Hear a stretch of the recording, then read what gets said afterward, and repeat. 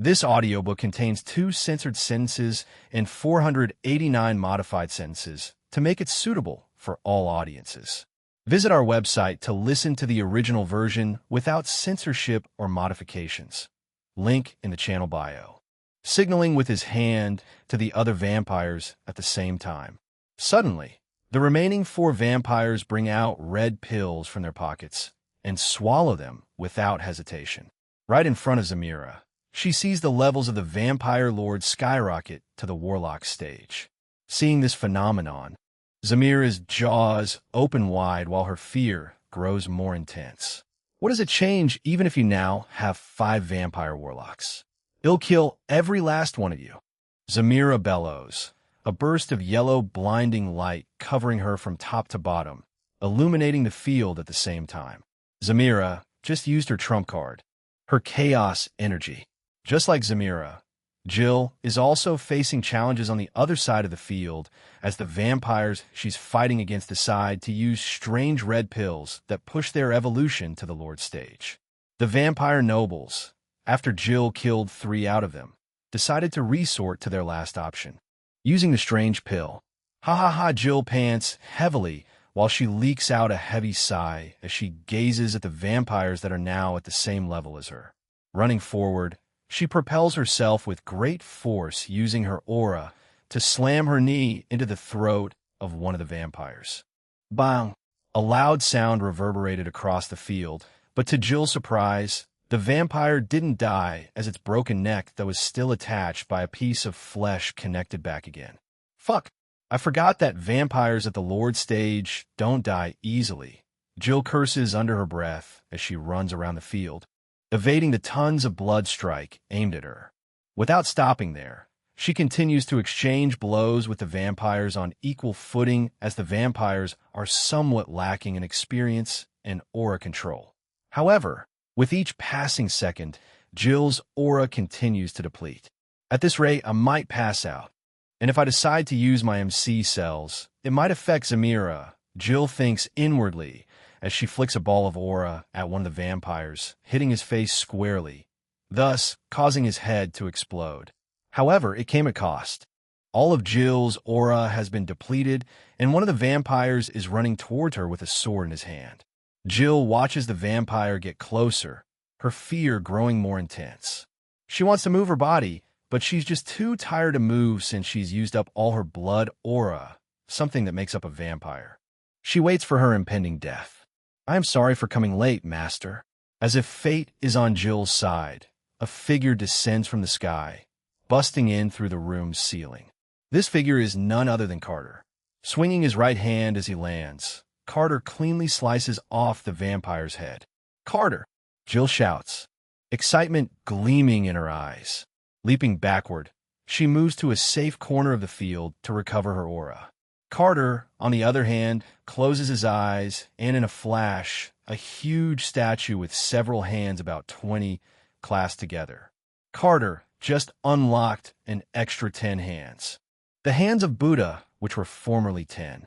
Moving the hands of the statue, Carter slams them into the vampires, sending them flying away. However, he doesn't stop there, since Carter can elongate the hands of his statues. He elongates the statue's hands towards the vampires that are still trying to catch their momentum. Jill, who is spectating the fight in one corner of the field, is bewildered by the fact that Carter is effortlessly dealing with them, killing them one by one. And for some reason, he seems to be enjoying it. Chapter 328-0's trump card. After Arthur leaves, I decide to head to Jill's chamber. Crouching simply, my thighs and calves bulge and expand, and in a flash, I shoot into the sky, moving at the speed of sound. Reaching Mom's chamber, I notice surprising events occurring, making me open my mouth in amazement. The scene that appears before my eyes now is where Zamira is fighting against 5 vampire warlocks, and another warlock who seems to be someone I recognize. Zero, that bastard! I exclaim, gritting my teeth. He saved me once, and I really appreciate his kindness. However, I also spared his life by not killing him after conspiring with the Sanguine family. However, I hate it when someone goes after my woman and not me. I muse as my heart sinks upon seeing Zamira covered in wounds. She seems to be unconscious, but she keeps fighting nonetheless with her instincts. Grabbing the hilt of my sword, I send a powerful wave of aura into it, thus also causing an enormous amount to seep out. Feeling the killing intent emanating from me, the warlocks and Zero pause in their tracks and raise their heads, terror struck in their faces. However, it's too late. Guida, I shout, brandishing my sword before throwing it like a spear towards the warlocks with great force. Boom!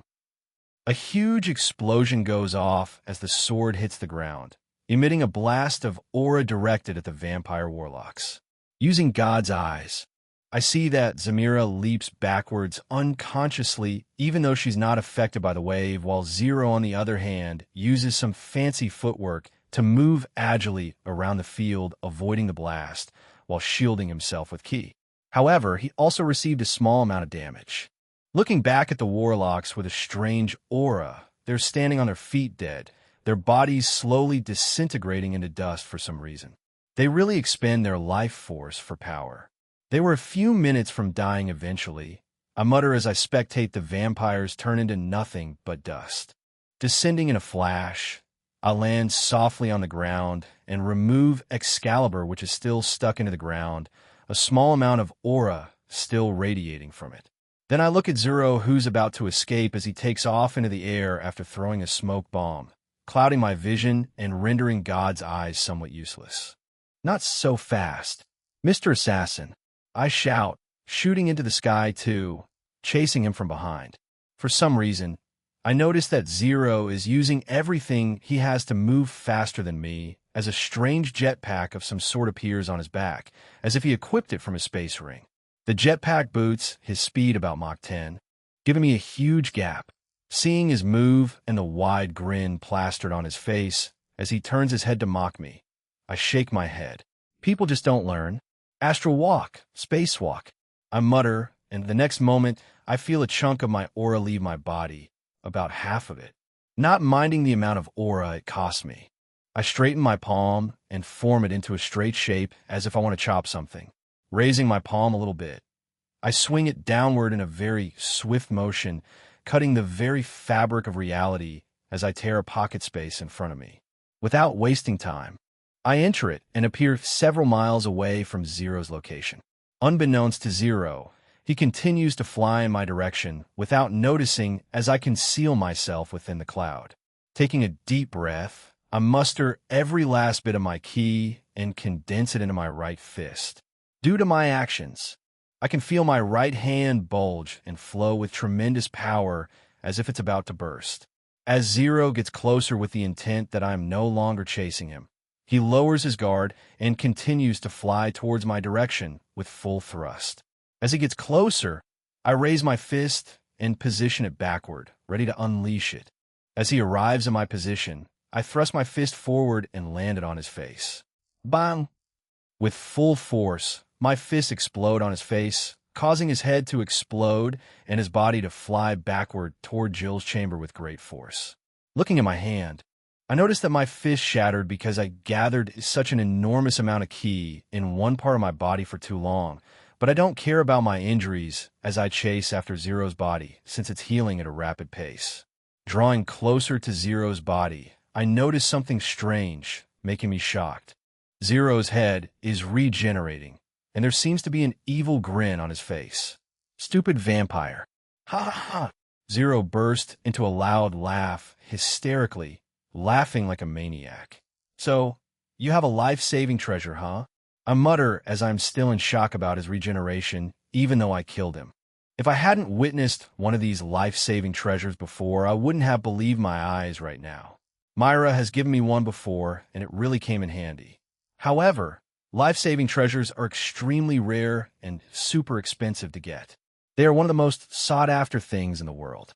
As long as they have one, they would be revived if they were killed. If only I had one of those in the past. But this bastard, where did he get one? I guess I just have to kill you again. I bellow, activating my gravity ability, thus dragging him into the ground since he's at close range. Descending to the ground, I slam both of my fists into his stomach with great force and start swirling my whole body like a tornado, albeit with my blood aura. Seeing him dead, I put his corpse into my inventory and let out a sigh, wiping the perspiration on my forehead. It's been a while since I last sweat since I am cold-blooded. I have to admit, even though he is an easy opponent, he is pretty tough, I mutter, preparing to take to the sky. However, something causes me to freeze in my position. Did you say something about me being tough? Zero says, his body slowly forming in the sky above me. This, Chapter 3, 29 Zero's death. Don't tell me you have another life-saving treasure? I ask in shock while greed and jealousy flash before my eyes for some reason. Fufu, stupid vampire. I told you. I told you can't kill me. Do you think I didn't prepare for the worst? Stupid. Ha ha ha. Zero mocks me. I see. I guess I just have to keep killing you. I mutter, stretching my hand forward. You call yourself the reincarnation of Protoss, but you're behaving like a dumb, spoiled vampire kid. All my life, I have been hunting for life-saving treasures. The reason why I became who I am today is because of life-saving treasures. Because of these treasures, I became one of the most dangerous assassins.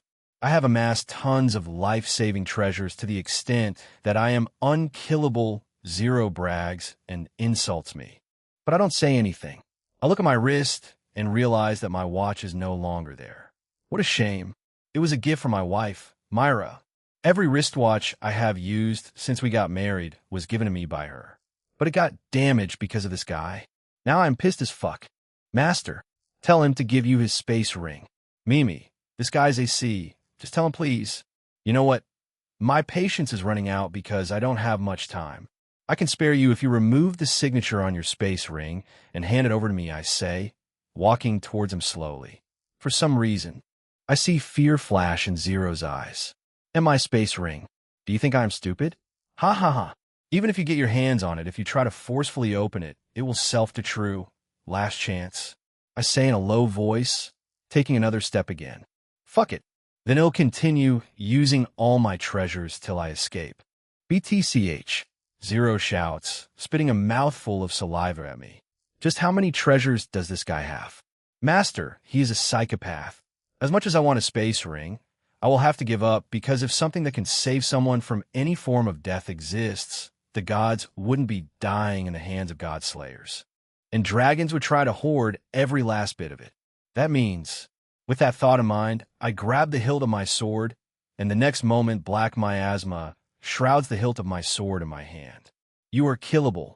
As the words leave my lips, instead of brandishing my sword as one would expect, I simply give it a small tap twice, and instantly, a burst of dark tentacles erupts from the hilt of my sword from different angles, latching themselves onto Zero's body.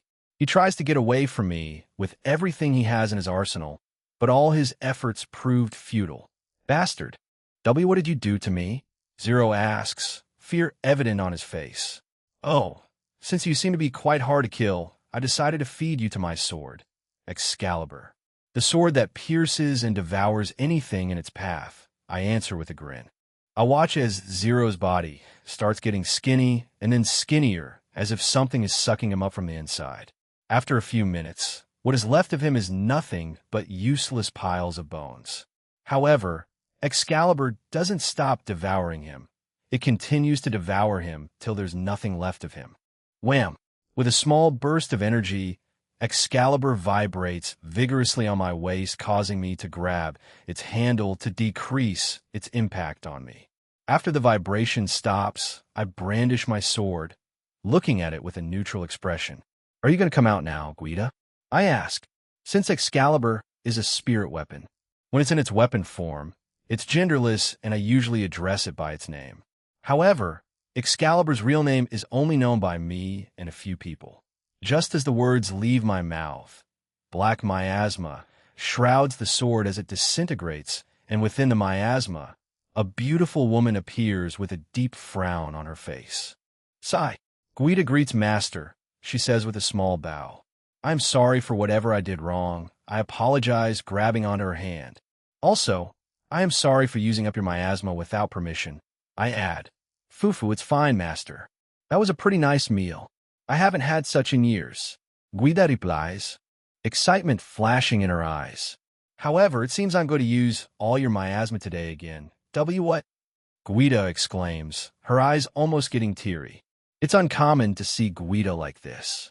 She must be having a hard time giving up all her miasma after eating a quality meal. Though her miasma can be replenished naturally, it's nothing compared to when it's replenished by consuming her master's foes. Why can't you use only blood attacks? My work is to amplify your blood aura to cause more damage. Stop protesting. I will reward you with something bigger, I say with a lewd grin. Really, Master? Guida asks, her eyes gleaming with excitement once again. Guida only shows this part of herself to me and no one else. Yes. By the way, let's head to Jill's castle. I order and Guida gives me a small nod in response. Without further ado, I shoot into the sky with Guida tailing me from behind. Since we are in a pretty close range, she can do almost anything in her humanoid form as long as she doesn't get too far away from me, all at the cost of my blood aura. After flying for a few minutes, we reach Jill's chamber, and to my surprise, I see that Carter has dealt with all the remaining vampire lords. I didn't put my trust in him for nothing, I mutter as I softly land on the ground. Welcome back, Price Jake, Carter says with a small bow. Are there any casualties here? I ask as I follow his lead. Yes, sir. Princess Zamira was seriously injured, and she's currently in a coma. Princess Jill, on the other hand, only received a minor injury. However, 2 of her maids were killed, while the others sustained minor injuries. But don't worry. They are maids after all, Carter says with a shrug. He is right, but even though they are maids, I don't joke with people who are related or associated with me. Moreover, those 2 maids were beautiful. Don't ever say such things again. I warn Carter, gritting my teeth at the loss of those 2 maids. I was looking forward to their company. All these happened just because of him.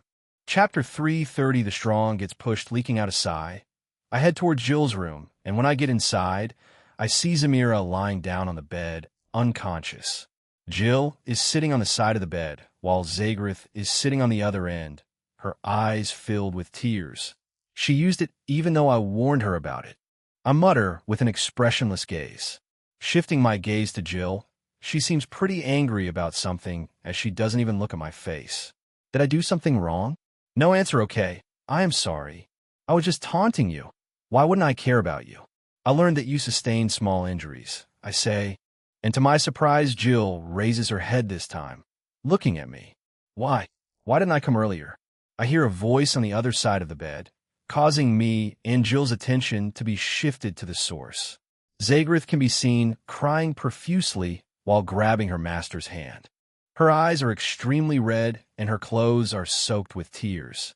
Before I can say anything, Zagrith starts slamming her head into the wooden bed frame with great force, marking it with the blood seeping from the bruises on her head. I am so stupid. If only I had come earlier.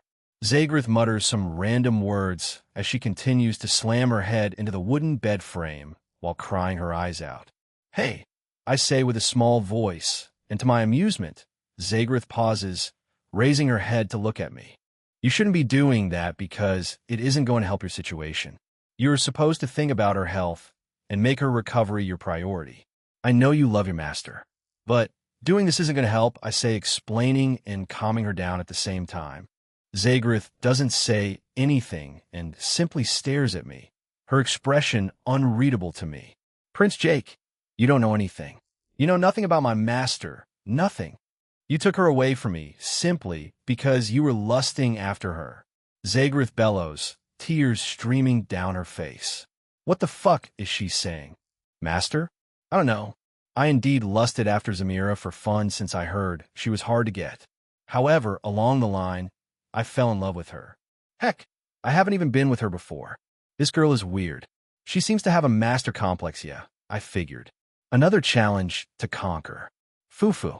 I can't imagine her lustful face after she gets conquered. Her lovely master will be taken by your grasp, while she receives your merciless attention along with her master's.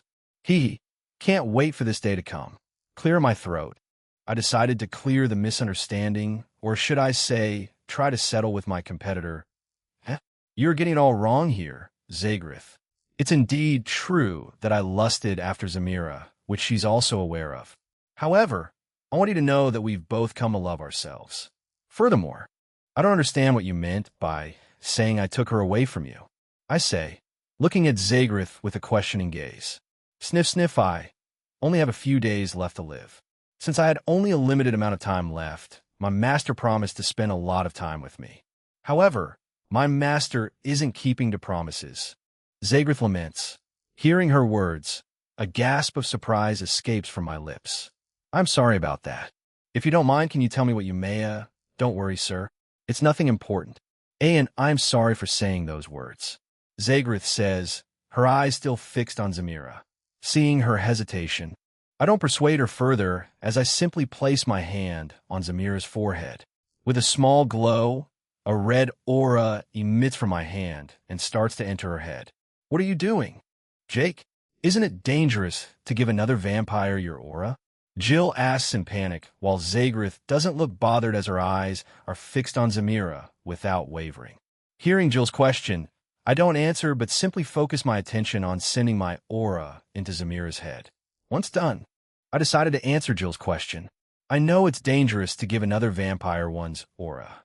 However, I'm not just an average vampire, I am the Protoss. There's practically anything I can't do to a vampire as long as there's still a sign of life, I explain. Why does that sound like a flex, though? Jill asks. Her mouth pouted. Why, Your Highness? I have a fave.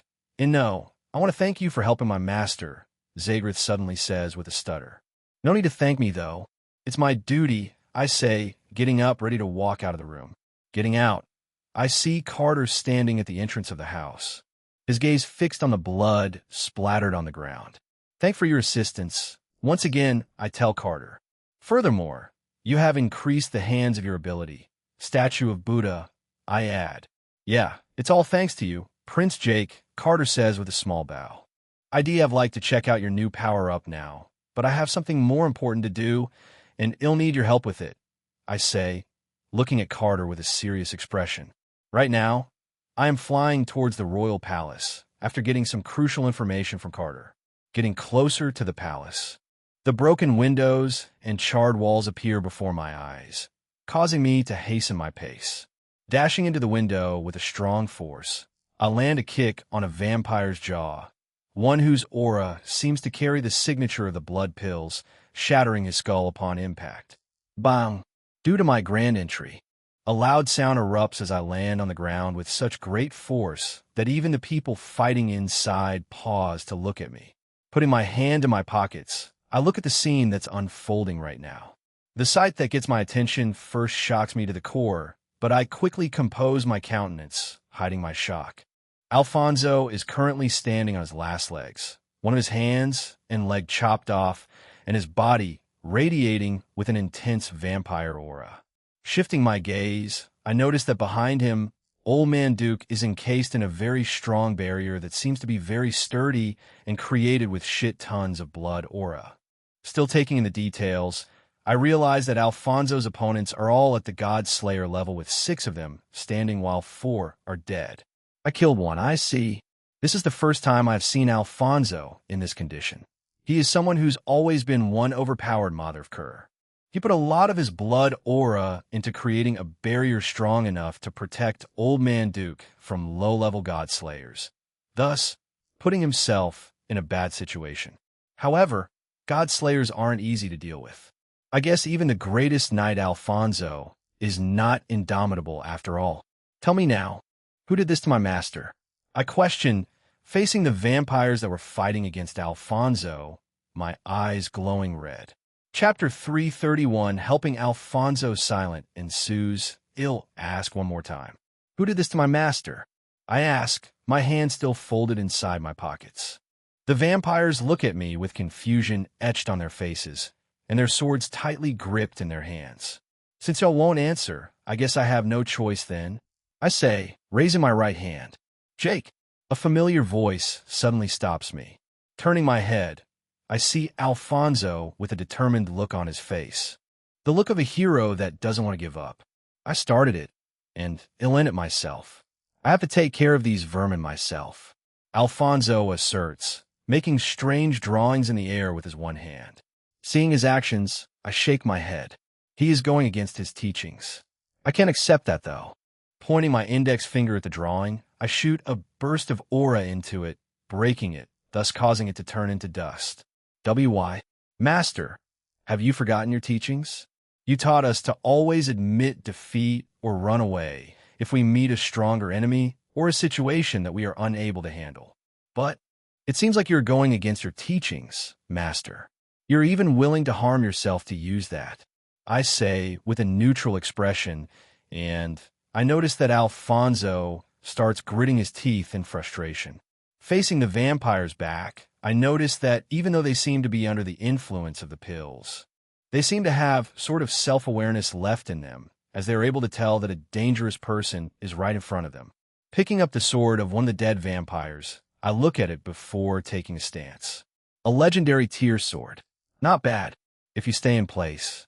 It'll give you swift death and free you from your pains.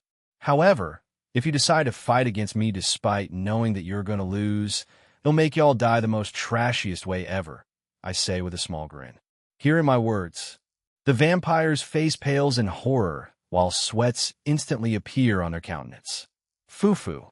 Seems like they know who they are up against. If that's the case, I should make their death painless as much as possible. Swordcraft. 100 blade cuts, I say with a whisper, swinging the sword casually. Shim. With a barely noticeable sound, several strings of blood aura condensed into one erupts from the tips of the blade, slicing off the heads of the vampires because they can process it.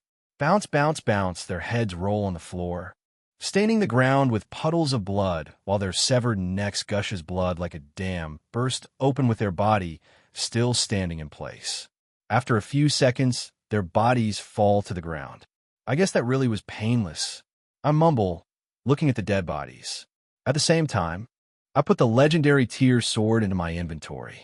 Turning my head, I see Alfonso looking at me with shock in his eyes. It's as if he saw something that even he had no idea it could work. Wait, you only talked them into giving them a painless death? Alfonso asks, his eyes turning hollow in confusion. At the same time, the barrier surrounding Old Man Duke vanishes, and he runs forward, inspecting Alfonso from top to bottom. I'm glad you are safe. Thank you very much, thank you. Old Man Duke mutters, giving Alfonso a small hug. After giving Alfonso a small hug, he turns his face towards me. Jake, you are the one I have to thank the most here. Thank you for everything you've done. Old Man Duke says with a small bow, his head almost touching the ground. Seeing his actions, I get a little embarrassed and stop him from being any further. All right, just stop it already. We have to get Alfonso treated first. Besides, you owe me one, old man, I say jokingly, walking towards Alfonso. Stopping in front of Alfonso's, I see him looking at the ground in embarrassment and shame. But well, I understand his feelings more than he thinks. You don't have to feel embarrassed, Master. You really tried. After all, it's not like you went against just ordinary vampires. They're fucking god slayers. I say, gently grabbing Alfonso's hand to help him walk to the edge of the window. But you made them surrender. Alfonso stutters, still shocked. Hearing his words, I smile a little. It's generally known that people who use borrowed powers are usually in immense pain one way or the other after using the power for too long. So, offering them painless death is the only thing I could do since I sensed they were barely able to move their bodies again. Regardless, it would have been a pain in the ass if I fought against them, I explain. Now, we are already at the edge of the window, ready to jump into the atmosphere. Wait, hearing a familiar voice, I turn my head and see Old Man Duke walking towards us in a fast pace. Are you guys going to leave me here? He asks, wiping off the sweats on his face. Trust me, old man. Nothing is going to harm you till I come back. Besides, you could take the secret route to Jill's chamber. That's the safest place for now, I answer Old Man Duke. Okay, Old Man Duke utters, turning around like a puppet as he moves towards the throne. Getting there, he shifts the throne with his sheer strength, revealing the cover of a hidden bunker. Without wasting time, he gets inside. Once he's gone, I tightly hold Alfonso on my back and leap into the air, heading towards the house of the royal healer. Join our Discord server for updates and to view character illustrations. Chapter 332 The Truth Part 1 332 The Truth Part 1 As I approach the old man, the healer of the royal family, a sense of worry tugs at my thoughts. Is he going to be all right? I inquire, my gaze fixed on Alfonso lying motionless on the bed behind me. I assure you he's going to be okay. I'm still surprised that he's still standing and able to talk. He really is a monster, the old man mutters, a hint of shock in his voice. Turning my head, I observe Alfonso, his eyes closed, as peculiar mechanical arms adorned with thick, vein-like threads diligently work on his body, drawing from the healer's aura. Impressive, even for one of the best healers around. Is he asleep? I ask, my curiosity lingering. Yes, Your Highness. I gave him some meds to help him sleep since he was overly cautious of me. Huh, the old man replies with a light smile, but his expression turns serious. However, Your Highness, there's a problem. What's that? I ask, intrigued by the impending issue. The place where his leg and hand were cut off. For some reason, I can't regrow the limbs, the old man sighs. But it will regrow after a few years. Pending the time, it'll build robotic limbs for him. Furthermore, you should advise him to stay away from battles for now, he explains, glancing at Alfonso. Everything you said, I fully understand, and I will make sure to tell him everything. It would be more appreciated if you could inform him about it too. I reply with a light bow, noticing a bitter smile on the old man's face, likely due to my response. Old Sucker is afraid to tell him himself, huh? I wonder what Alfonso did to him in the past. Without further ado, I exit the healer's infirmary, the weight of the healer's words lingering in my mind. Emerging into the open, I follow the trail of a mysterious aura lingering in the air. An inexplicable excitement causes my body to shudder and vibrate. The source of the aura remains distant, approximately 100 miles away, and it appears to be drifting farther from my position. The closer I approach, the more elusive it becomes, slipping away like a phantom. Halting in my tracks, I become aware that my aura is still seeping out despite my efforts to minimize it. Mimi. Yes, Master. Can you completely suppress my aura? Ensure not even a whisper escapes. You already did that, Master. What you need to do is turn off your presence. Individuals like Derek don't rely on your aura alone to track you. They can discern your whereabouts through your scent or other means, especially if they've encountered you before. Mimi explains. I absorb Mimi's words, a mixture of shock and awe coursing through me. I guess I don't possess all-encompassing knowledge. Once again, I am wrong. No one knows it all. Mimi, turn it off for me. Affirmative, Master. Propelling forward, I channel energy into my legs, bursting into the air like a rocket and unfurling my wings before the momentum wanes. After soaring for a few minutes, I finally spot the person I came looking for. He levitates in the sky, his wings gently fluttering. His eyes, a chilling shade of blood red, hint at an unsettling intensity, with trails of blood threatening to drip from his eyes down to his cheekbones. His hair moves autonomously, undulating in a wavy manner as if it possesses a life of its own. This is my father. I have been waiting for you, Jake, Derek says without any expression on his face. Or should I say our dear Protoss? Derek asks, causing me to squint my eyebrows. In response to his words, I let out a small smile without saying anything. Even though I am the Protoss, that doesn't mean you aren't my father. After all, your blood flows in me. I also say without any expression. However, I want to ask you why you did what you did, Father. I add in a low voice. For some reason, even though anger tempts me to confront him, my instincts scream at me to avoid him like a plague. It's as if they're urging me to run away right now. Hearing my words, Derek's face finally moves, and he inches closer to me, prompting a subtle retreat on my part. To be honest, since I reincarnated in this body, I've never felt nervous like this. Despite having almost complete powers, Facing Derek head-on seems like a surefire way to sustain serious damage. I muse inwardly, questioning my own readiness. Jake, you're correct. Even though you're the Protoss, you're still my son. And I love you and your sister, Misty. You guys mean everything to me, Derek mutters, his face revealing a hint of sadness. If so, then why are you doing everything you are doing? Why are you harming innocent people? Why? I ask, steeling myself for an imminent attack if he fails to provide a worthy answer. You see, I will tell you a story. I was once a hero, everyone's savior, risking my life for people while my family suffered and were used as bargaining chips. It hurt my heart. Seeing the situation, I rebelled. And guess what? I was deemed a traitor, a bounty put on me, and the same people I risked my life for all pointed their fingers at me and demanded my head. So tell me, why should I care about them? I only came back to achieve my goals, which is to get rid of all the Dhampirs and teach humans a big lesson, Derek says, releasing a heavy sigh. Chapter 333, The Truth, Part 2. 333, The Truth, Part 2. Hearing his words, I also let out a big sigh. The world is cruel. No matter how much you'd help them or risk your life in the past, they'll point their fingers at you for just one mistake. I understand your pains now and how you feel. However, I think what you're doing isn't the best way to sort things out. By the way, can you tell me why you have a strong hatred towards the Dhampirs? I ask another question. Derek looks at me, his eyes widening slightly, as if he has been expecting this question.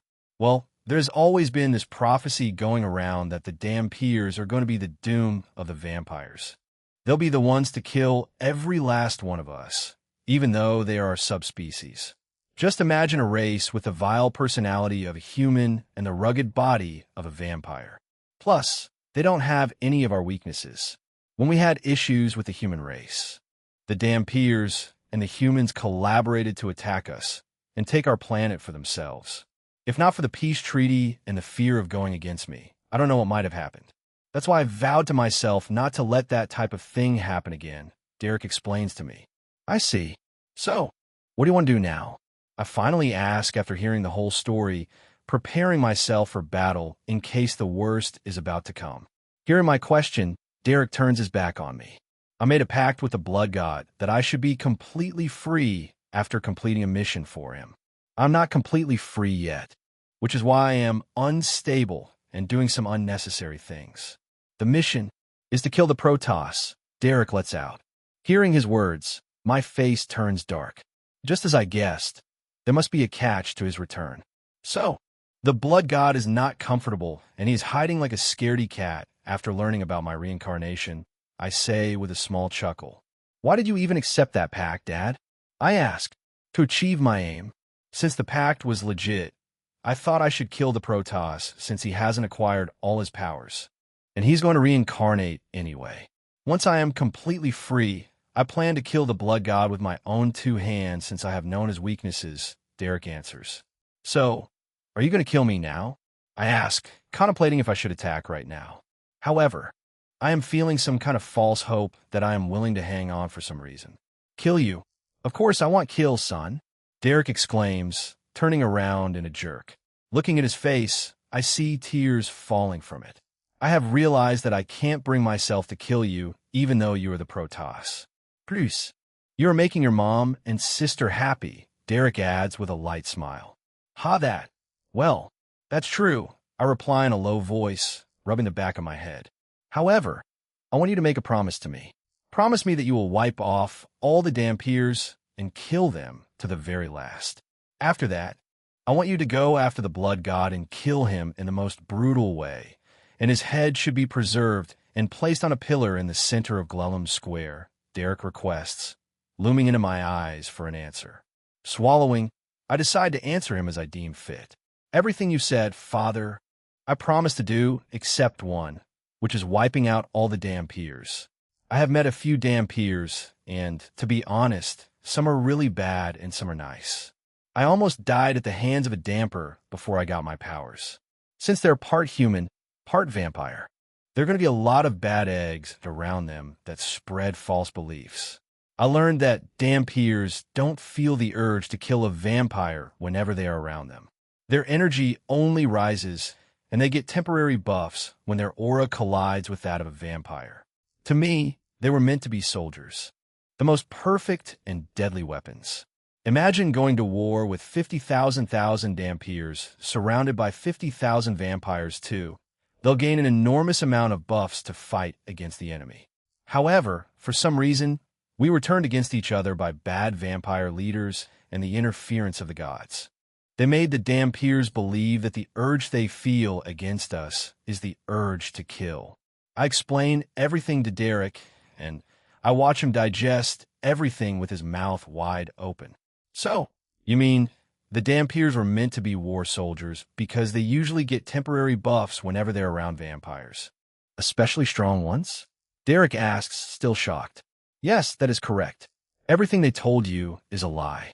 I had a plan to wipe out all the bad eggs when I become king, or at least if someone close to me becomes one. I answer. All my life has been a lie. Why? Just why the heck did they lie to us? Derek mutters, still confused for some reason. I have had enough. I think it's pretty much better to just go back to my slumber and leave things in your hands. But I want you to make a promise to me. What is that? Promise you will bring Misty and her child to my tomb after you've recovered it from the blood god. Derek says with a light smile. Oh shit, how did you know that she's pregnant? I ask, my face turning red slightly. Fufu, I got it from Intel. Now, I want you to strike me with your strongest attack. Thad'll send me into my tomb since it's not my complete figure that's standing in front of you, Derek requests, and I nod my head in response, unsheathing my sword. So, you have Excalibur with you. Good thing I didn't fight against you. Once again, extend my greetings to Misty and Jill, Derek requests again, closing his eyes as my sword glows with a red flashing light. Taking a deep breath, I swing Excalibur with all my might, the red light enveloping Derek. As he disappears, a sense of emptiness lingers in the air. Chapter 334 Old Man Duke Worries 334 Old Man Duke worries after killing off the part Derek. I return to Jill's chamber at a flashing speed. When I get inside, I see Old Man Duke, Jill, and Zagreth seated inside, while Zamira is still lying down on the bed. Is she going to be fine? Old Man Duke asks as he notices my presence in the room. She's going to be fine. She just needs to rest, I answer. I see. Thank you for everything you've done, Jake. I appreciate it. Old Man Duke says with a light bow. Nah, it's fine. By the way, I met with Derek. Derek?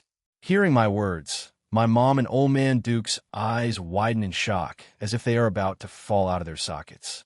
Didn't tell me. Mom mutters with sweat forming on her forehead. Even Zagreth looks shocked, while Old Man Duke is shaking in his seat. You don't worry, you didn't fight. He seemed to be manipulated by the blood god. His main objective was to kill the Protoss in return for his freedom, but after learning that I was the Protoss and seeing me in person, he was unable to do anything. Though I had to convince him, I explained to everyone. And he agreed, just like that. Everyone asks in unison, shock evident on their faces. Yes, oof, that's a relief. But there was a lot of damage done. The people, I don't know how to face them. Old Man Duke says with a long sigh. That's pretty simple.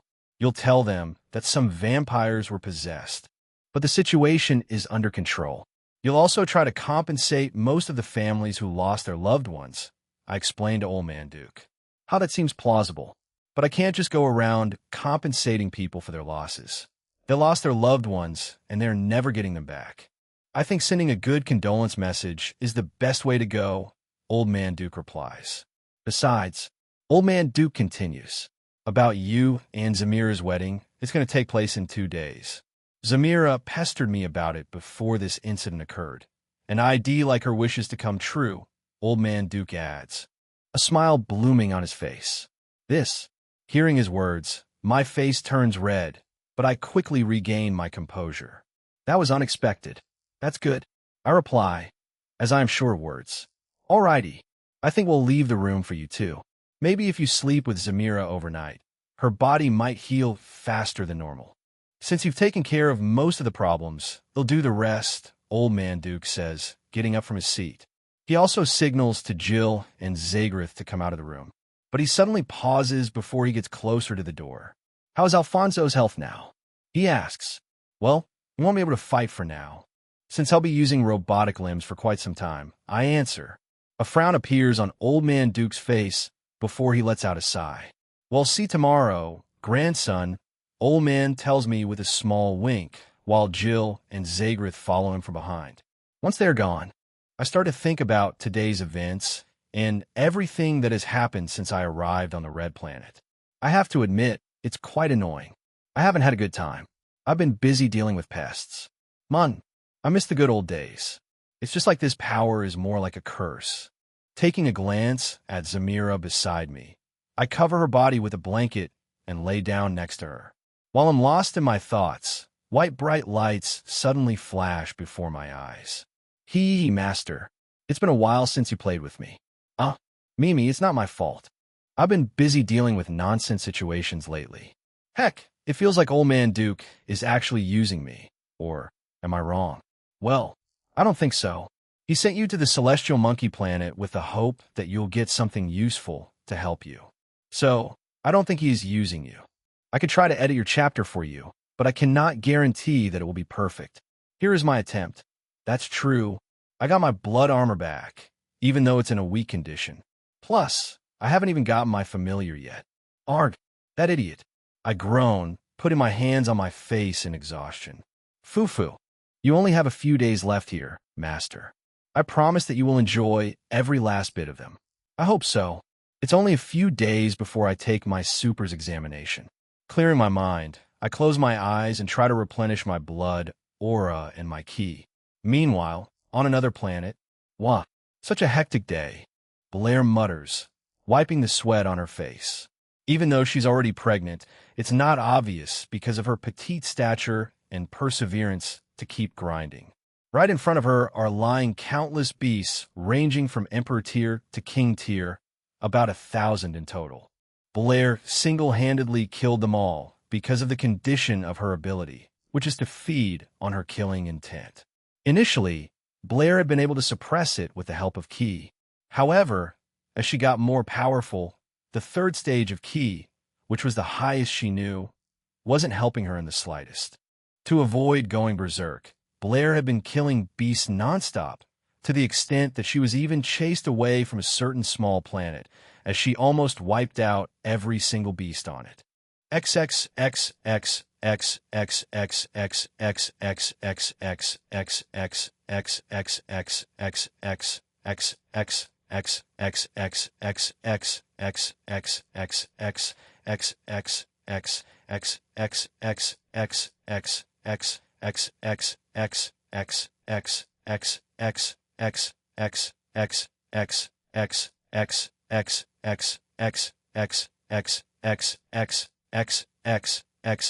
Chapter 335 Strange Traveler. 335 Strange Traveler. Seems like my bloodlust has been suppressed for today, Blair mutters, looking at the beasts on the ground.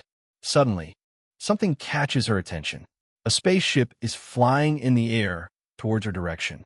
At first, she ignores it, not until the spaceship lands in front of her.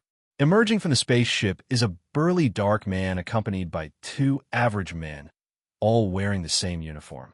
A clear indication that they are from Nirvana faction. Good day, I am Michael, a rank B traveler from Nirvana faction. The man introduces himself as he stops in front of Blair.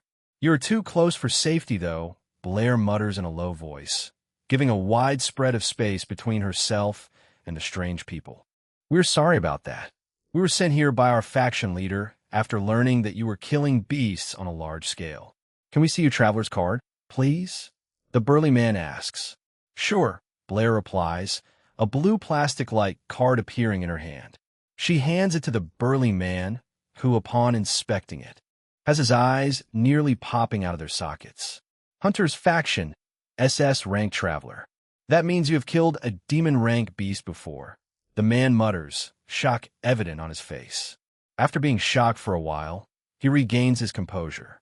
Well, I came here because our faction leader requests to see you. In case you don't know, we dominate this planet, so it's our base. Seeing another traveler go on a hunting spree on our planet, it's normal for us to take action, The burly man explains while Blair nods her head in understanding. Well, since I am done for today, I guess it's not a bad idea to hear what their leader wants to say. I hope he's not a perverted one like the one I killed a few days ago. Blair thinks inwardly as she sheaths her large sword. All right, they'll follow you all, Blair says, ready to move. But Michael doesn't seem to be pleased for some reason. Ahem, what about all the beast crystals? Michael finally asks. Oh, that. Well, I don't actually have a need for that. You can take it, Blair answers, rubbing the back of her head. All she needed was to quench her bloodlust. We should take it? Michael asks in shock, once again in awe of this mysterious girl in front of him. Without waiting to slice the beasts open and remove their crystals, Michael orders his men to store all the beast corpses inside a space ring. Once done, he comes to back Blair, stopping in front of her. May I know your name, miss? Michael requests. But Blair squints her eyes. You don't need to know my name. Besides, I gave you my card the other time. I think it's best if you don't bug me. Blair replies in disgust, flashing her wedding ring at Michael's face. Seeing Blair's wedding ring, Michael's shock even skyrockets to another level. I'm sorry about that. Can we proceed? Michael asks, gesturing with his hand to Blair for them to enter the spaceship. Blair nods her head in affirmation. Once they get into the spaceship, Michael puts the spaceship on autopilot since it's already accustomed to the region of this place. Heck, there's already a mini-map for this planet. During their journey to the base, several thoughts race in Michael's mind. She's such a young girl, yet she's already married. Who is she married to? Her husband must probably be a big shot on Earth. But what don't I know about her, or why isn't she popular? This doesn't even make any sense, because if she was forced into an arranged marriage, she wouldn't be so proud of showing her wedding ring. That's a big sign that she loves whoever is her husband, because I wasn't even trying to take a jab at her. I simply asked for her name. Now that I notice, she looks kind of pregnant. Michael muses as he observes Blair with keen eyes. As if noticing the intense glare on her, Blair turns her head with a sharp jerk.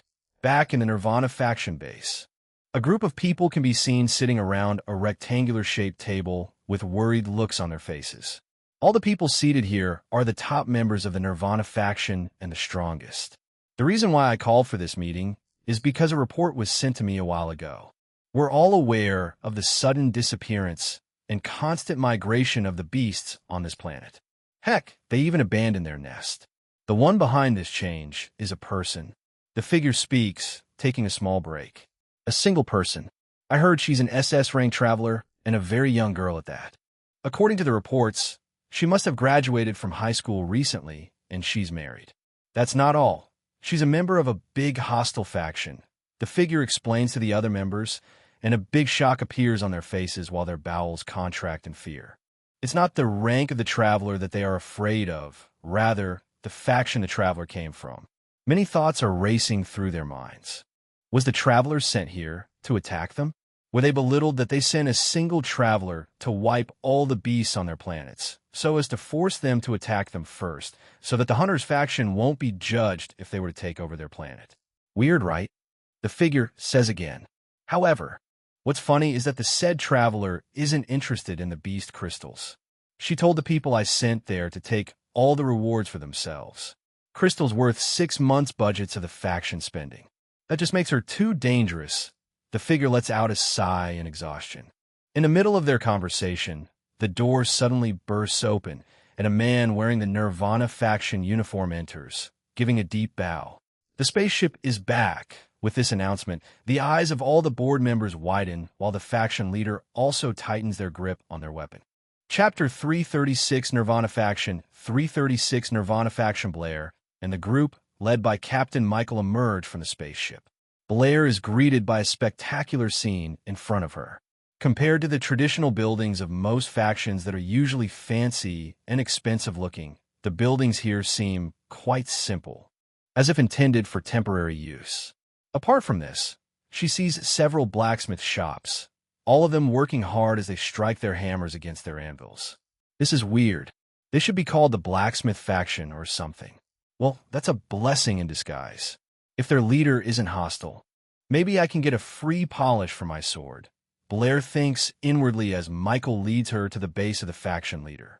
As they get closer to the faction leader's base, Blair sees a group of people coming towards her, with the aura of one person quite distinct from the others. The people look strong, but this person sticks out like a thumb. Is that their leader? Blair thinks inwardly. When they get close to the group of people coming towards them, Michael stops in his tracks and gives a bow to a tall, slender woman wearing the uniform of the Nirvana faction, her own a bit different. "Hello, miss. I am Fiona Wolf, the leader and founder of Nirvana faction. I'm an SS-ranked traveler just like you," the slender woman says, stretching her hands forward to shake Blair. "The name is Blair. Blair Graham," Blair replies, giving Fiona a handshake. "I was told you wanted to see me. I guess there's a huge problem, right?" Blair asks while scratching the back of her head. "Foo-foo. No problem is too big without a solution." Fiona answers. "Follow me, please. We need to have a talk." Fiona gestures to Blair, who follows her without any hesitation. Blair and Fiona can be seen seated opposite each other, slowly sipping the tea that was served to them. It's rare to find someone as powerful as you who is this calm and collected. Most powerful people would have caused us trouble or claimed that we disregarded them for telling them we need to have a talk, especially when they are from another faction. Fiona speaks out. Slowly dropping her tea, Blair looks at Fiona. "Well, I only hunt to quench my bloodlust. I hunt on other planets for some reason, so as not to attract attention, especially from the Hunters faction. And, oh, if you're planning to tell me to join your faction, I am sorry, I won't be able to join," Blair replies, putting a dough into her mouth. "I see. So, you are really not here for that," Fiona mutters while a smile blooms on her face. "For what?" Blair asks, looking confused. "Nothing. I just want you to know that it's against the rules of every traveler to freely hunt on a planet that has been claimed by a faction. Next time, you have to take permission," Fiona explains. Sorry. Some people told me not to hunt on their planet again, so I had to go and hunt around," Blair says. "Well, that's what I'm saying. There are beast planets that haven't been occupied by any faction or only a small portion of it has been occupied. I shouldn't hunt here again, right?" Blair asks while she continues to stuff many doughs in her mouth, causing her mouth to be full. Wow, this girl is so innocent and polite. She's even pregnant. I wonder who her husband is and why she's so hell-bent on hunting beasts. I'm curious about her ability, though Fiona thinks inwardly as she scrutinizes Blair from top to bottom. "Mrs. Blair, I didn't say you can't hunt here again. According to our men, they said you gave out all the crystals and you told them that you were only interested in hunting. There must be a reason behind your action, so I am willing to help you out," Fiona says with a smile.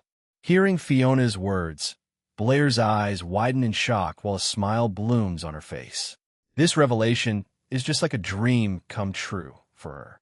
To be able to hunt beasts daily to her satisfaction and quench her bloodlust. "Really?" Blair exclaims. Fiona nods her head in response. "Yes, Mrs. Blair. You can hunt on this planet and the other planets that we are in charge of or the region we occupied. Apart from that, you'll be paid 70% money worth of your kills, while the faction will take 30%. The condition is that all the beasts will be sold to us. To top it all off, they'll even give you the teleporter code of some beast planets that haven't been occupied by any faction. Do you agree to this deal?" Fiona asks with a smile. Hearing Fiona's words, Blair's mouth opens in shock once again. This offer is just too good to be true for her. "You'll even be paid?" Blair asks again. "Yes, you'll be paid. You can even get a team if you want," Fiona adds, while Blair mutters, her eyes sparkling as she looks at Fiona like a gold mine. Meanwhile, unbeknownst to Blair, Fiona is also looking at her like a jackpot. Since she's usually busy, having someone like Stella on her side is like a miracle because they'll have enough crystals at their disposal, which means their faction will gain more popularity. They'll accept this deal. However, Blair suddenly says, her expression turning serious. "I hope I won't be tied to any conditions. Will I be able to leave when my husband returns?" Blair asks with a grim expression. For a moment, Fiona's mind skips while fear grips her. Despite being an SS-ranked traveler like the girl in front of her, she is still wary of her. "You can leave anytime you want and hunt at your disposal," Fiona answers, and then Blair's cheerful expression returns. Chapter 337 Zagreth's Illness 337 Zagreth's Illness. Blinking my eyes a few times, I wake up to the feeling of being watched like a prey. My senses tingle, sending warnings through my brain. Opening my eyes with a start, I see Zamira staring into my eyes like a predator, her eyes glowing red. Ah, fuck. I told you not to scare me with your blood power again. I groan. Good morning, honey, Zamira says to me as I cover my face in exhaustion. Her blood power, omnipotent eyes, can strike fear in almost anyone, especially if they're just waking up from sleep. Good morning. You are okay now, right? I ask, turning my body to the side to get a better angle of her mesmerizing face. Yeah, I am fine, but a bit hungry, Zamira answers. I see. That's good to hear. I have told you not to use chaos energy again, though. You have a good technique you created for yourself. To me, it seems like you underestimate the capabilities of your technique. If you put more effort into practicing your technique, you can cut down even the strongest gods, I explain to Zamira, who simply flashes a smile at me. Sigh. Honey, you have a sweet mouth. If it was that easy, it would have been much better. I am the creator of the technique, but you seem quite skillful with it than me after teaching you, Zamira mutters with a sigh. Suddenly, Zamira raises her upper body on the bed with a sudden jerk, as if she remembers something very important. Zagreth. What happened to Zagreth? I ask, slightly confused and annoyed. Where's she? I need to see her now, Zamira mumbles with worry evident on her face. I don't get it. You and Zagreth seem to be weirdly close, as if both of you have. Well, never mind, I say with a shrug as I lie down back in bed and cover myself with a blanket. Seeing my actions, Zamira flashes a smile as I peek at her through the blanket. Come on, stop being jealous. Zagreth is just like my child. I found her when she was little and took care of her till she grew up. However, recently, we learned that Zagreth has a strange condition, a condition that is going to kill her soon. She only has a few days to live, Zamira explains to me, her eyes getting teary a little as she tries her best to hold it back. Wait, what type of condition is that, though? It's a condition called blood expansion, according to what the royal healer told us. It usually occurs when Zagreth does any tedious work or uses blood attacks. That's why I forbid her from doing stressful work. However, regardless if she does a tedious work or not, the condition is slowly eating her up. Hearing Zamira's words, I have a vague idea about Zagreth's condition. It's similar to something I have seen in my past life. But well, I can't jump into conclusions. Can you take me to see her? Right now, Zamira and I are inside Zagreth's room. It's a well-furnished apartment located in Zamira's chamber. It's painted with white paint all around with drawings of Zamira painted on the walls, some of which are of the battle she fought. The one that catches my attention the most is the paintings where Zamira is standing on the corpse of a demon-rank beast, the first demon-rank beast she ever killed. Shifting my gaze, I focus on the most important thing. Right now, Zamira and I are seated on the edge of Zagreth's bed. Zagreth, on the other hand, is lying down on the bed with her upper body raised. She's wearing a white, see-through nightgown. And Master, I'm glad to see that you are fine now. I couldn't sleep all through the night. Why did you come this early, though? Zagreth asks with a stutter, her face extremely red for some reason. Weird. You know the reason why I came here. It's because of your condition, Zamira answers. Why you told him? Zagreth mutters in a low voice, peeking at me from the corner of her eyes. Since my husband is well-versed in aura control, he might be able to help your situation, Zamira answers, but suddenly pauses to look at me. Why you called him husband? Wah, so many strange things, Zagreth mutters, looking at me and Zamira in confusion. Fufu, we're going to get married tomorrow, so calling him my husband is not too bad, right? Zamira asks, a light blush appearing on her face. Seeing Zamira and Zagreth smile, I look at Zagreth in a new light. I know her as a stoic and unfriendly person who wouldn't waste an opportunity to give me an eye roll whenever she sees me. But well, I guess she's just protective of her master. Well, Prince Jake, I don't really know if you can help me, but I swear, I don't want to die. I'm afraid of death, Zagreth tells me, her eyes tearing up. Don't worry, you'll be fine. There's almost no problem without a solution. I cheer her up. So, you mean there are some problems without solutions? Zagrith asks, as she couldn't comprehend the meaning behind my words. You know, our thoughts beliefs vary. I believe some problems are without solutions because even I am still looking for solutions to a problem of mine. I answer. My answer causes Zagrith to leak out a sigh. So, what do we have to do to start checkup? Zagrith asks. Well, it's pretty much simple. You just have to lie down on the bed and take off your clothes. W what?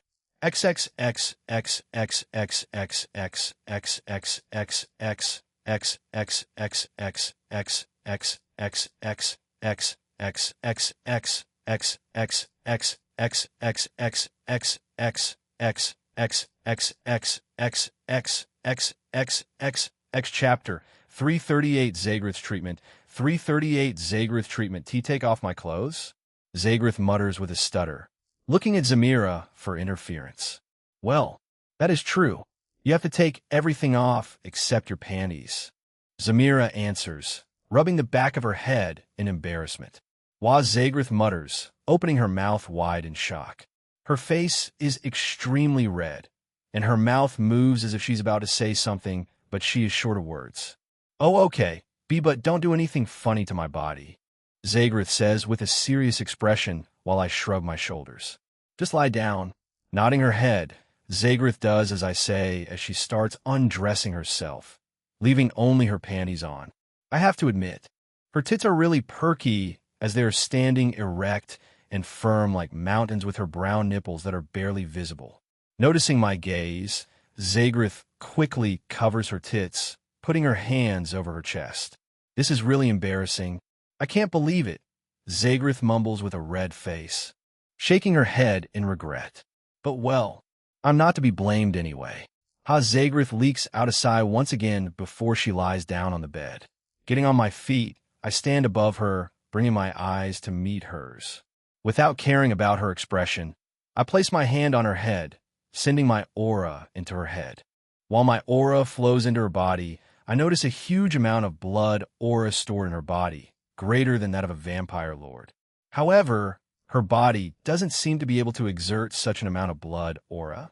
After studying the flow of her blood aura by infusing my own, I remove my hands and leak out a sigh. I think I have a solution, I announce. Hearing my words, Zamira's eyes widen in shock, while Zagrith's body raised with a jerk. You mean there's a solution for me to live long? Zagrith asks, unable to believe her ears. Yes, there's a solution, I say looking at Zagrith and Zamira. You seem a bit worried. Won't you tell us about it? Zagrith asks me. The thing is that she would have to go through a gruesome method. This method requires piercing all her body with thick needles that'll make out of my blood aura. Each of these blood needles will continue my aura essence. Seeing the confusion on Zamira and Zagrith's faces, I don't stop there. I continue to explain. The holes that I will create in her body will be everlasting holes. Don't worry, it won't make you look unattractive in any way. To be honest, this condition is a blessing in disguise because you'll be able to use something we call blood piercing. You can expand a single drop of blood to be worth about 50 kilograms of blood. It'll be handy in battle if you learn how to utilize it properly. I explain to Zagrith and Zamira, and to my surprise, they look awed by my explanation. I look at Zagrith, a moment of hesitation in my eyes. It's up to you. Do you want me to proceed with the holes making in your body? Zagrith meets my gaze, her expression resolute. I'm fine with anything you do, as long as it helps me survive, even if it costs me my beauty. Zamira, standing nearby, suddenly interferes, her tone appreciative. Thank you, Jake, for helping Zagrith. I'm on board with the procedures, as long as she accepts it. Hearing Zamira's words, I glance at Zamira, a strange look acknowledging her words.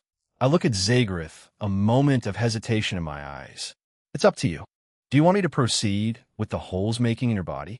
Zagrith meets my gaze, her expression resolute. I'm fine with anything you do, as long as it helps me survive, even if it costs me my beauty. Zamira, standing nearby, interjects, her tone appreciative. Thank you, Jake, for helping Zagrith. I'm on board with the procedures, as long as she accepts it. I glance at Zamira, a faint nod acknowledging her words. Can I proceed with the treatment? I ask. Zagrith nods in affirmation, a mixture of fear and determination in her eyes. Yes, go ahead. Without wasting time, I extend my hands. A surge of red mist emanating from them. The mist swirls and thickens, taking on an ethereal quality. With controlled precision, I wave my hand, shaping the mist into about 20 thick needles that hover in the air like a deadly dance. The atmosphere becomes tense, and Zagrith, visibly anxious, swallows hard. She closes her eyes, mentally preparing herself for what's about to come. The room is filled with a charged energy as the needles hang ominously in the air. Trust me, I say, my voice steady, trying to reassure Zagrith. This is part of the process, and ITLL help in the long run. Zagrith takes a deep breath, her trust evident in her nod. I trust you, Prince Jake. As I begin the procedure, the needles descend gracefully, piercing Zagrith's skin on every part of her body. The red mist merges with her body and starts making intricate movements as if crawling on her skin. Despite the initial discomfort and pain, Zagrith remains steadfast, biting her lips to silence her muffled cries. Seeing her try to look strong as much as possible, I pity her because I have just started. Sanguine's blood arts, needle drill. I utter, and the next moment, the needles start spinning, burying themselves deep into Zagrith's skin, bones, and every joint of her body. Arg! After what seems to be an hour, the bed on which Zagrith is lying down can be seen soaked in a pool of blood. Blood can also be seen dripping from it, as it couldn't contain the amount of blood soaked in it. In the ceilings and around the room, several precise holes can be seen, with every hole having the same dimension. Glancing at Zamira, a smile appears on our faces, and we turn our heads to Zagrith, who is still lying down on the bed with a fine red aura dancing around her body in a mesmerizing way. Chapter 339 Zamira's Wedding 339 Zamira's Wedding. After completing Zagrith's treatment, I receive word that Old Man Duke wishes to see me. Wiping my hands clean, I make my way swiftly towards his chamber. Upon entering, I find Old Man Duke seated, his hands propping up his chin in contemplation. The room, in stark contrast to the rest of the castle, is a chaotic masterpiece. Roughly painted artworks adorn the walls, and scattered clothes create an unconventional carpet. A peculiar cat, its fur bristled, snarls at me from a corner, adding an extra layer of eccentricity to the scene. Old Man Duke, why is your room in such disarray? I ask, eyeing the unconventional decor. Old Man Duke looks at me, a wry smile on his face. I figured I'd let loose and drown myself in drink for a while. The recent events have taken a toll on my sanity. I can't help but burst into laughter at the unexpected explanation. Old Man Duke catches onto the humor and joins in the laughter. It's a brief but refreshing moment of shared mirth amidst the chaos. Once the laughter subsides, I turn to Old Man Duke, curiosity etched on my face. So, what prompted you to summon me? Old Man Duke leans back, a glint of seriousness in his eyes. I don't know if I told you before, but I'm going to take you to see the matriarch of the Witch clan so that you can see Zella, Old Man Duke says, his words slightly slurred. I raise an eyebrow, suspecting the wine might have played a role in his déjà vu moment. After all, he already told me this yesterday. Besides, your grandma is coming for Zamira's wedding tomorrow. I sent words to her about her daughter's wedding. So, she sent a message back that she was going to come. Make sure you don't do anything super weird, Old Man Duke tells me, absent-mindedly scratching the back of his head. Huh, why don't you trust me to some extent? Besides, it's not like you're still married to Grandma. You used your own 2 hands to ruin your relationship with her. Well, don't worry, I won't do anything to Grandma as long as you're still alive, I assure Old Man Duke with a smile, making my way towards the door. The room's ambience is filled with the lingering scent of aged wine, and the paintings on the walls seem to sway slightly as I walk. Suddenly, I pause in my footsteps, turning my head backward with a grin that could rival a demon's incarnate. The mischievous glint in my eyes is hard to miss. Before opening the door to leave, I decide to add a teasing tone. Once you're dead, they'll take good care of Grandma. The door creaks open, and I step out, leaving Old Man Duke with a bemused expression.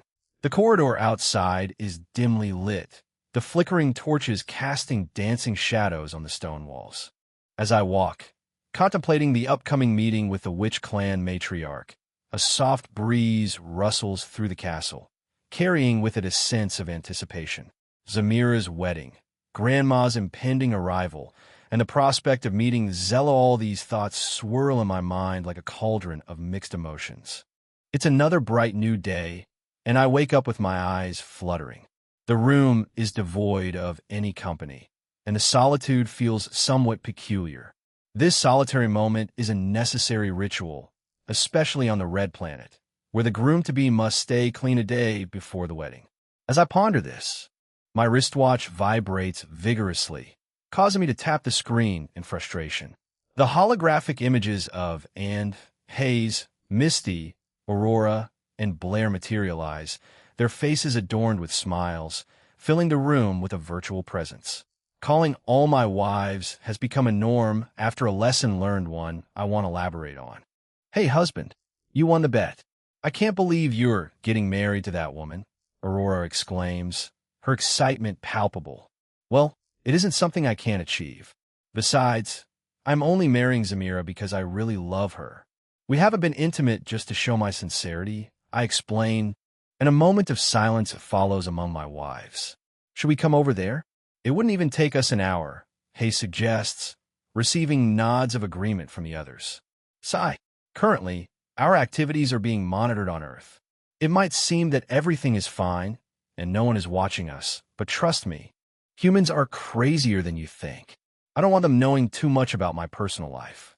Just give me some time to deal with them, I reassure my disappointed wives. "Arg, this is so annoying. By the way, husband, I've really missed you," Misty interjects, playfully opening the buttons of her shirt to reveal her larger tits. "You got bigger, huh? Someone's been eating a lot," I tease. "Foo-foo, the baby needs to eat too, honey," Misty replies with a giggle.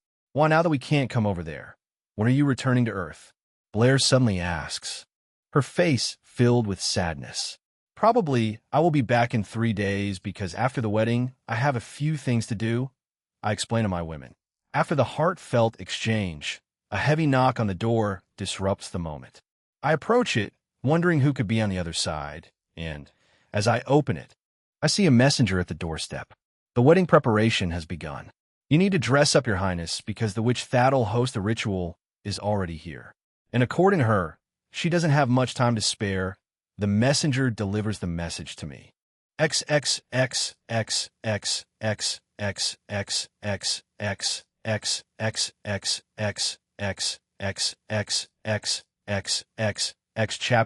340 Zunda. 340 Zunda. In Zamira's opulent chamber, the atmosphere is charged with anticipation.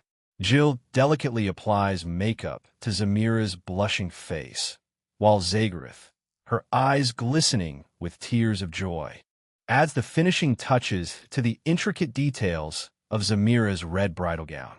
The small tiara atop Zamira's head radiates a regal aura, enhancing her beauty. "I'm very shy to go out there," Zamira confesses, her face turning a deeper shade of red. Laughter erupts from Jill and Zagrith, echoing through the room. "That's normal, I guess. But don't worry, everything will be all right," Jill assures Zamira. Zagrith chimes in, "Master, Her Highness is right. I am sure Prince Jake will make you feel good. Doing that, in front of people, it's just too embarrassing." "I never thought a day like this would come," Zamira mutters, her embarrassment palpable. "Well, no one expected it. Besides, it's not like people will see what's happening, Foo-foo. They'll only hear you, how loud it is. If it's very loud, then your husband must be doing a good job," Jill explains, injecting a playful tone. Zamira nods in understanding, accepting the unconventional nature of her upcoming wedding ceremony. "Master, I have a question that's bugging me, though," Zagrith interjects with a serious expression. "What's that?" Jill and Zamira inquire simultaneously. "Well, I have been thinking. Master, are you going to have children?" Zagrith drops a bombshell, causing Jill to pause in her tasks, eager to hear Zamira's response. I think you've asked me about this before, but I only gave a vague answer. Well, I have decided after thinking it thoroughly. I want to have kids, maybe two. The reason is that when Jake is away from the vampire planet, I might get bored too quickly. So, having kids is the best way to go because he'll be glad that I at least leave my offspring behind if anything happens, Zamira answers, her words hanging in the air, bringing an unexpected weight to the room. Silence reigns as Jill and Zagreth digest Zamira's decision. It's surprising how much you've changed. I remember the time when you hated the idea of having kids, and even bullied me about the idea of having a kid through artificial means, thinking you were afraid of going through childbirth, Jill reveals. Ah, I remember, Fufu. Though I want to go through childbirth because of unforeseen problems with artificial means of birthing children. Just like how Misty has two personalities and Jake unable to use abilities, Zamira explains, providing examples. However, Jill seems unsettled by Zamira's reference, sensing a subtle jab. So, Master is going to be intimate without protection? Zagreth questions again, her confusion evident. Yes. This is strange, Zagreth mutters, returning to her duties with a puzzled expression. Suddenly, the door to Zamira's room bursts open, and a figure in a black cloak strides in. Long time no see, girls. Mom. Zamira and Jill exclaim simultaneously, their eyes nearly popping out of their sockets, stunned by the unexpected entrance. The woman standing in front of Jill and Zamira is a white-haired beauty, bearing a striking resemblance to both. Her eyes glow bright red, a mirror to the radiant smile on her face. Jill and Zamira rush towards her, embracing her tightly. This woman is none other than Zunda, their mother. I have missed you, my girls, Zunda says with heartfelt emotion as she holds them close, savoring the warmth of their love. After 5 minutes of heartfelt hugs, they finally separate from each other. We didn't expect that you'll show up. We thought it's just a fluke like you've been saying all these years, Jill remarks, looking into her mother's eyes. Zunda sighs at Jill's words. Jill, you don't have to reprimand me like that. After all, both of you caused it, Zunda says, displaying a hint of sadness before her expression returns to normal. How do we cause it, though? Jill and Zamira ask simultaneously. At least before you question me, you should offer your mom a seat, Zunda says with a smirk, prompting Jill and Zamira to facepalm. Zamira signals to Zagreth, instructing her to bring a chair for Zunda, which she promptly does. Now seated in a circle, a tense atmosphere settles as the trio contemplates who will speak first. They'll go first. Jill breaks the silence. As expected of her, Zunda mutters with a smile. Mom, why did you abandon us for such a long time and disappear without a trace? Jill questions. The reason why I said both of you caused it is simple. Both of you couldn't protect your younger brother and left him to die pathetically in the hands of humans. They said he was eaten by a monster. Bullshit. Yet, your dad was unable to do anything. It pained me a lot. It's something I will never forget, Zunda explains, tears forming in her eyes. Witnessing Zunda's emotional turmoil, Jill and Zamira offer their comfort. We understand how you feel, Mom. We also tried as much as possible to get justice for our brother. But Dad was avoiding a war because he feared the Dampiers, Balers, and dragons would support the humans, which is overkill. We believe we're going to get revenge soon. We can't punish the innocents because of our loss, Zamira explains. Innocents, huh? Well, I've gotten over it and decided to protect my 2 remaining daughters, Zunda reveals. By the way, you look gorgeous.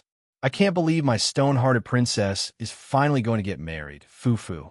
What a miracle, Zunda teases with a giggle, causing Zamira's face to burn red in embarrassment. Mom suddenly, heavy knocks resound on the door. Your Highness, the ceremony is about to begin. The witch is here, a voice announces at the doorstep. Hearing the voice, Zamira's heart skips a beat. Daughter, it's time, Zunda declares, her eyes filled with a mix of pride and anticipation. Wait, Mom. Zamira begins with a determined gleam in her eyes. I want to share something with you. I decided to have kids, maybe 2. When Jake is away from the vampire planet, I might get bored too quickly. Having children is the best way to go because he'll be glad that I at least leave my offspring behind if anything happens. Zunda's eyes widen with surprise and then soften with understanding. You've grown into such a responsible woman, she says, pride evident in her voice. That's not all, Zamira continues.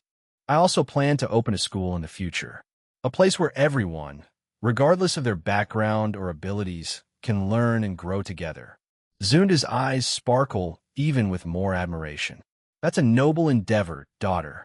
I never thought the day would come when my stone-hearted princess would turn into a visionary leader. I support your decisions wholeheartedly. With Zunda's encouragement, Zamira feels a renewed sense of purpose. The heavy knocks on the door intensify, signaling the urgency of the moment. Go, Zamira. Embrace your future. They'll be here cheering you on, Zunda says, unlocking the door and gesturing for Zamira to step out. Chapter 341 Zamira's Wedding Part 2 341 Zamira's Wedding Part 2 right now. I am inside a large hall, the same hall where my ruined coronation took place. What's different compared to that day is that there are even way more people that attended today than the coronation. Furthermore, in the platform where the king and princesses are supposed to be seated, that's where a temporary large fancy room, made out of collapsible materials, is standing erect for the purpose of a union between me and Zamira. Scanning my eyes through the hall, I spot Old Man Duke sitting on a well-spaced and decorated corner of the hall, with Alfonso standing behind him with robotic prosthetic limb and arm, a stark reminder of the events leading to this union. At the same time, a woman with rough, tangled, and tattered hair, donned in a black gown with stiff collars standing erect, is standing in front of the room that Zamira and I are going to use, checking her wristwatch impatiently while gritting her teeth. Without needing any proof, I can tell that this woman is the witch in charge of the ceremony. Damn it, I'm going to miss breakfast, the witch curses. As people notice my entry, they start to clap and cheer for me. I can hear Old Man Duke yelling my name to not disgrace the men and make them proud. The men present are also saying the same thing.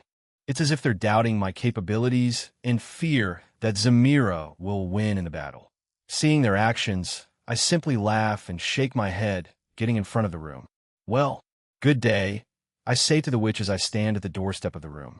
She doesn't answer at first and uses her eyes to scrutinize me from top to bottom before letting out a satisfied groan. Your bride is very lucky to have such a handsome man as yourself, the witch says, her gaze still fixed on me intensely. This time, I don't feel uncomfortable like the first time I did the wedding with Misty and Aurora. I have come to learn that the witches are the creepiest women the universe has to offer us. Thanks for the weird compliment and scrutinizing, though, I reply, causing the witch to raise her eyebrow in surprise. She wants to say something, but she's stopped by the sudden burst of cheers that erupts inside the hall right now. I see Zamira walking into the hall, donned in a red wedding ceremony gown, escorted by two women, Jill and someone that I have no idea about.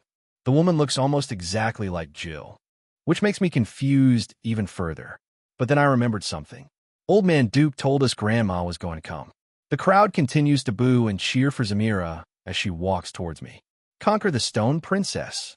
Make her moan like a beast. As Zamira gets closer to me, the cheers intensify, causing Zamira's face to turn bright red. Everyone is in support of me to conquer her in bed. Normally, there are supposed to be two opposing parties, the party that supports me and the party that supports Zamira. However, because of Zamira's scumbag personality in the past, everyone is on my side. From the people she beat to a pulp and the nobles she increased their levy, they are all happy. The happiness on their faces is unprecedented. They are delighted that the Stone Princess has finally been tamed by someone. Abruptly, Zamira gets in front of me and bows her head deeply while I also do the same in return. This is also part of the culture. Just like before, the witch scrutinizes Zamira from top to bottom. TCH, both of you should leave, or do you want to join them in the marriage ritual? The witch asks the two women who are Jill and Grandma, standing behind Zamira. Hearing the witch's words, they quickly scramble away without looking back. Seeing the loud noise that's erupting in the hall right now, the witch glances towards Old Man Duke, making a hand signal. Old Man Duke orders everyone to keep quiet. Seeing the hall becomes free from noise, the witch brings out a huge-ass megaphone from her space ring. Who the heck uses a megaphone, though? As we all know, today is the wedding ceremony ritual between Jake Mistro and Zamira Mistro. The ritual is going to commence soon, and I want y'all to be quiet as much as possible. Anyone who makes a noise will be fined $1 million, the witch announces, putting the megaphone back in her space ring. Hearing her words, the crowd swallows a mouthful of saliva. Following the hand sign of the witch, Zamira and I follow her into the room. As we enter the room, I get stupefied by what I'm seeing right now. The room is extravagantly decorated in a way that I can't even explain. The bed is laid with a touch fabric of bedspread, and the red, glowing flowers of the blood moon fruit tree are sprinkled on it. The bed is very wide and is something that I have never seen before. It's as if it was made for giants. On this bed, I can take on any style I want without worrying about space. Now that I notice, the blood moon flowers are spread around, giving the room a more alluring look as they glow brilliantly. You guys can sit on the bed. I have to perform the ritual the witch orders. Without arguing, me and Zamira sits on the bed. The softness of the bed causes us to bounce gently. Seeing Zamira's nervousness and her unwillingness to talk to me for some reason, I gently hold her hand, surprising her. "Why are you not talking to me?" I ask as I gently rub her palm.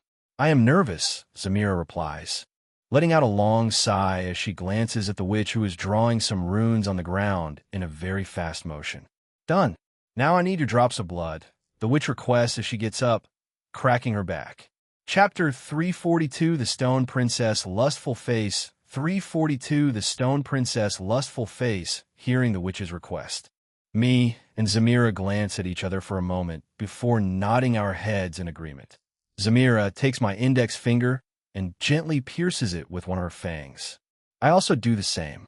Seeing our actions, the witch quickly collects the blood into a small white plastic till blood stops coming from our fingers due to our self-healing capabilities.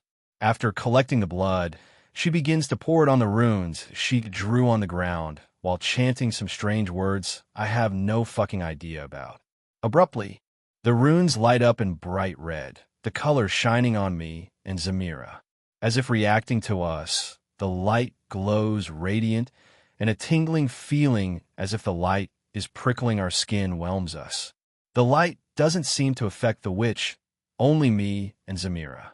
After a minute, the light diminishes and the runes are nowhere to be found. Instead, I feel a slight piercing pain around my crotch. Having experienced this before, I know that the ritual tattoo appeared on my crotch, and the same could be said for Zamira. "It feels like something is swirling in my crotch region," Zamira mutters, robbing her midsection. "So, seems like the ritual was successful. You two just have to be together to seal the marriage," the witch explains. "Wait, no vows?" I ask, confused.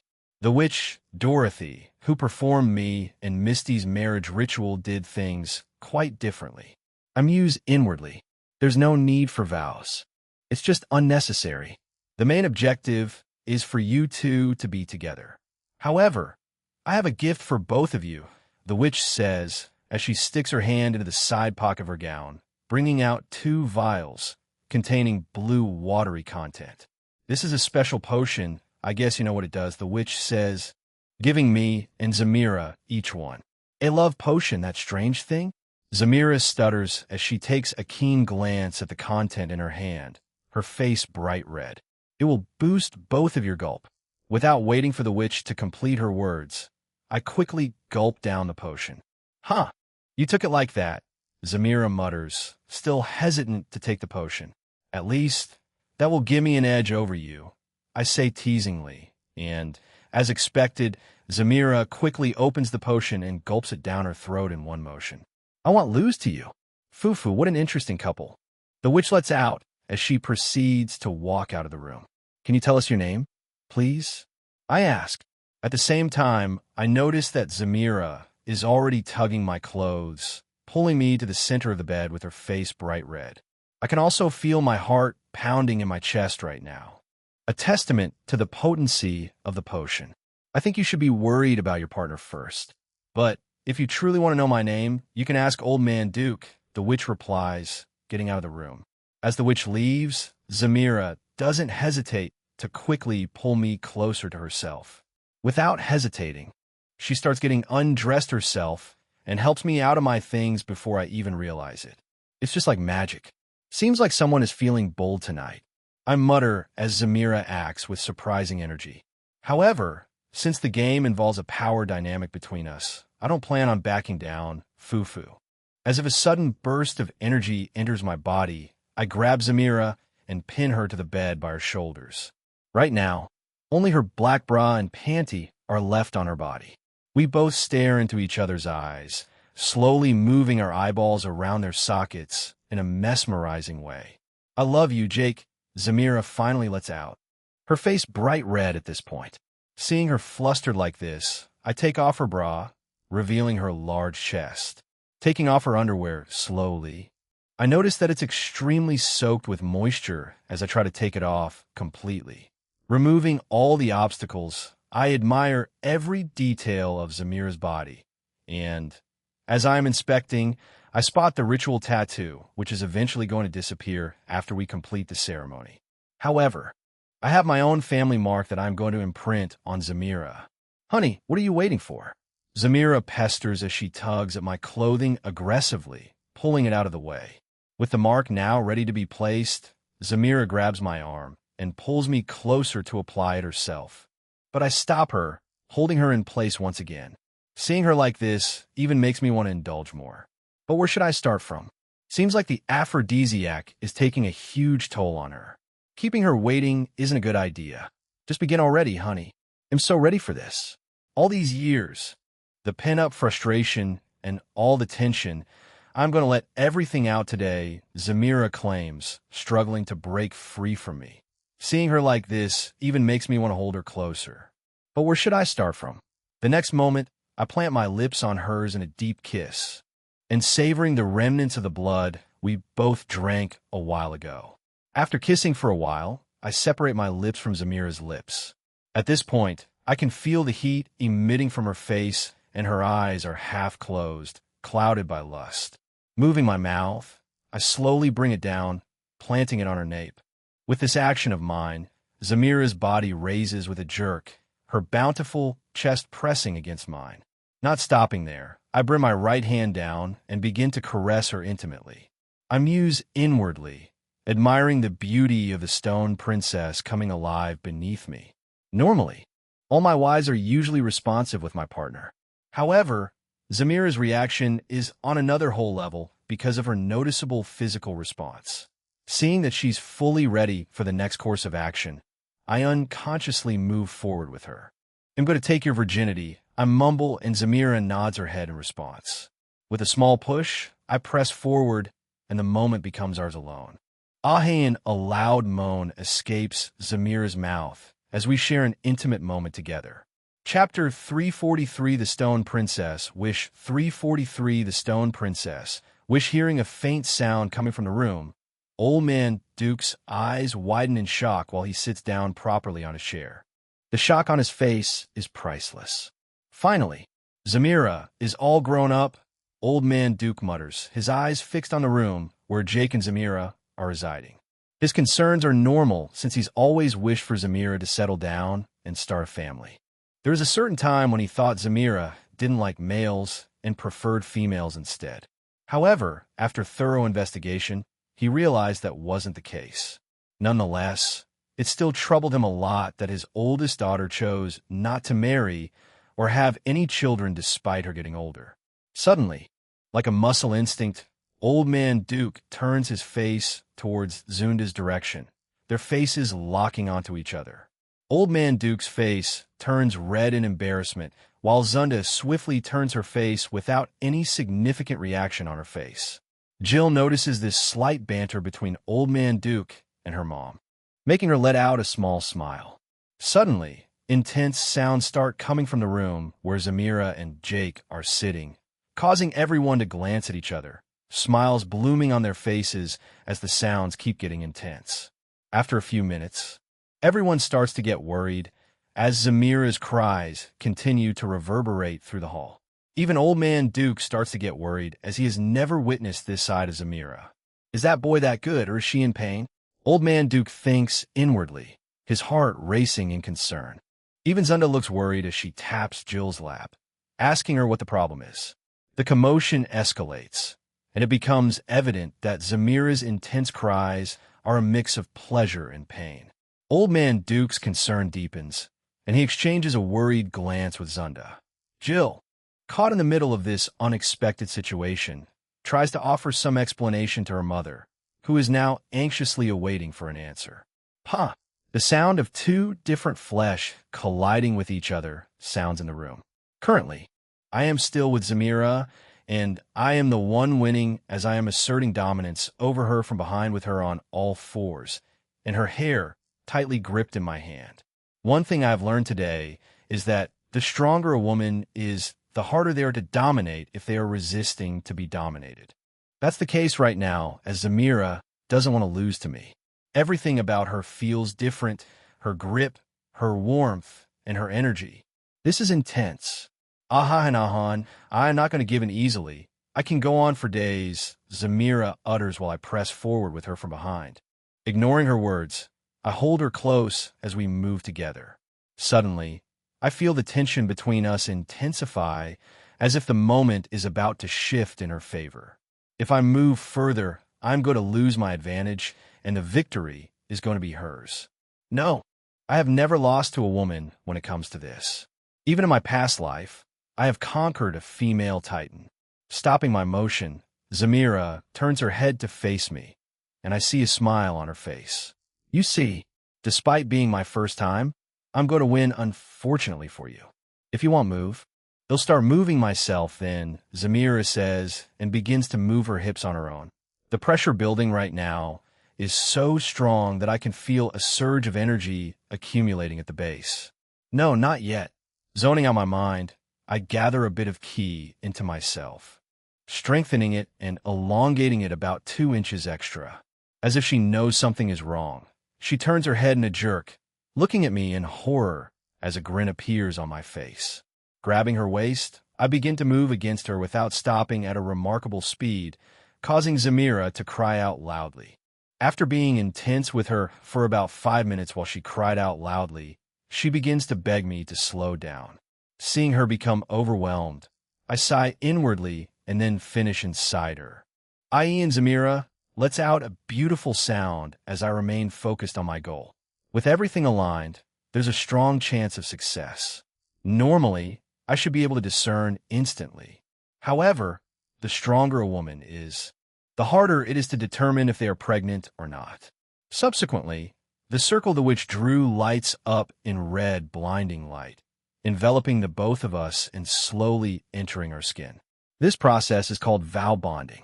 After a while, both me and Zamira slump onto the bed in tiredness while the red, glowing lights begin to diminish.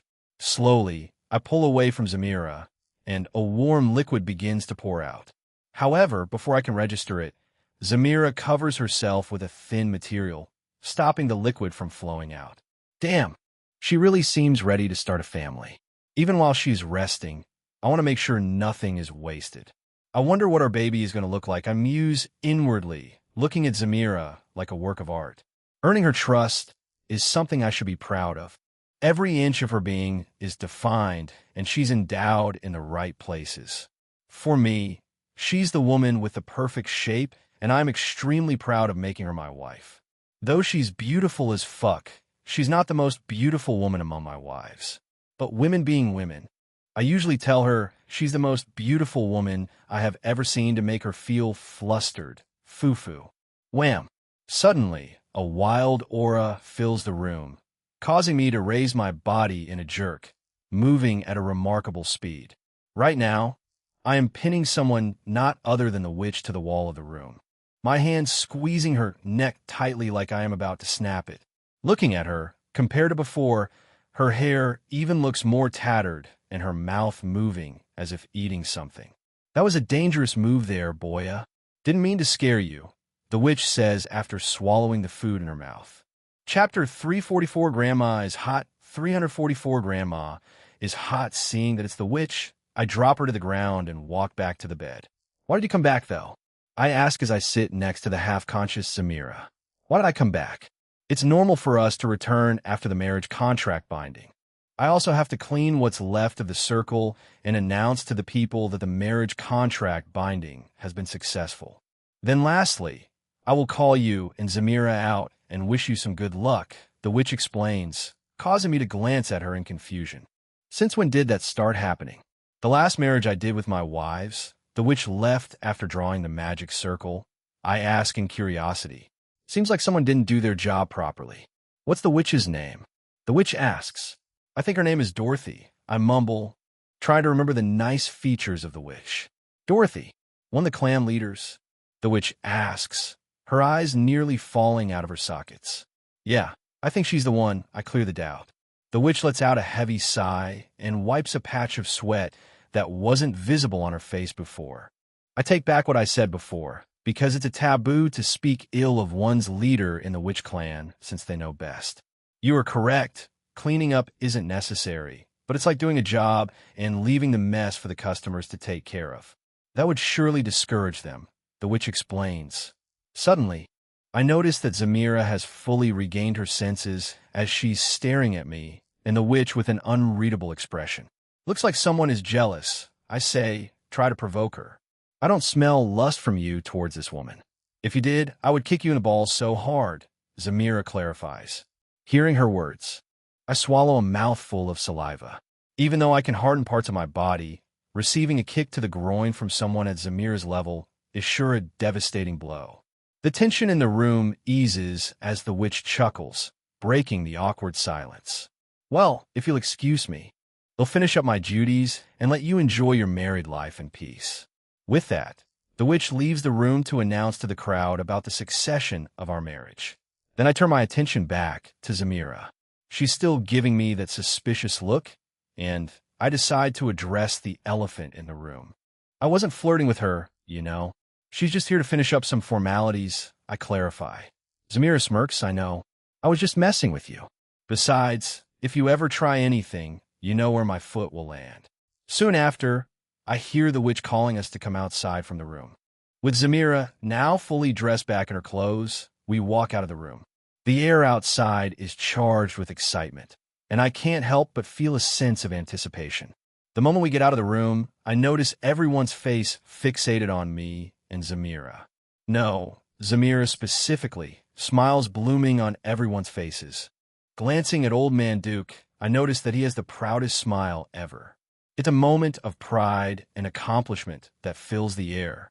Suddenly, my eyes catch onto a figure, making my mouth open agape in shock for a few moments before I close it. This figure is none other than Zunda, Jill's mother, who is also my grandmother. Looking at her right now from this angle, I have to admit she's very beautiful. She's the combination of Jill and Zamira combined, as she has all their features. The most intriguing thing about her is that she looks like someone in their early 30s using the human criteria. Though for us vampires, our appearance doesn't necessarily predict our age compared to some races, but our aura does. Older people tend to have a denser and sharp feel of blood aura. However, despite these differences, some vampires have learned how to control their blood aura to a certain degree that they can spoof their blood aura to a desired taste. It's something I usually do in the past whenever I went to gamble. But damn, I have to admit Grandma is hot. I muse, shifting my gaze. Suddenly, Old Man Duke and Zuna stand up and start walking towards us. Reaching in front of us, Old Man Duke and Grandma look at me and Zamira with happy expressions. The next moment, Old Man Duke places his hand on my shoulder, bringing his mouth closer to my ear. Boy, I think you shouldn't flirt with another woman near Zamira.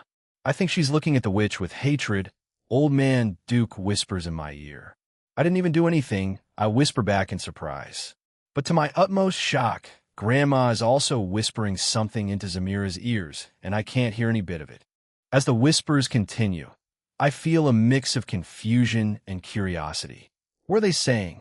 I steal a glance at Zamira, who seems equally puzzled and her face slightly red as she listens to what Grandma is saying. After a while, Grandma stops whispering into Zamira's ears, but Zamira's face still remains extremely red. Then, she starts walking towards me, also placing her hands on my face, caressing it slightly.